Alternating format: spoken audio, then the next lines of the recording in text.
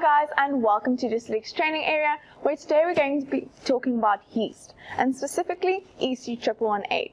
So it's the most common or most popular yeast strain sold here at Distilling because of its wide variety of applications. It's a highly tolerant yeast, not only alcohol tolerance but also for stressful conditions which normal yeast usually struggle with.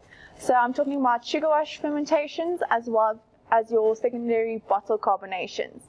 So it's a very neutral yeast strain, which means it doesn't create a lot of other aroma compounds during fermentation, which means your natural flavors and aromas from your raw material is enhanced. It's not overpowered by your yeast strain. Now the dosage rate for EC1118 is typically 1 gram per liter if you're working with volumes less than 100 liters. And if you're going for volumes higher than 100 liters at a time, then it's typically between 25 and 30 grams per 100 liters.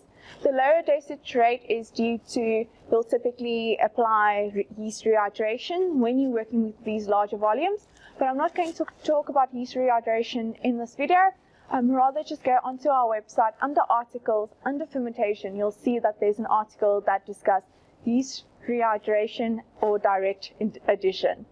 If that article is not enough and you want to learn a little bit more, then you also can look at some of our training courses, especially our Y1 course, which is specifically on yeast and fermentation.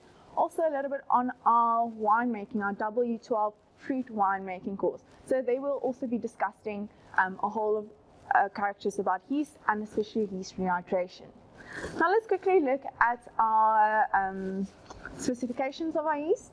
So its temperature range is between 10 and 30 degrees Celsius, which is a very wide range, which means you can do cold fermentations, which is typically applied to your champagnes, your ciders, your white wines, some of your very fruity fruit wines.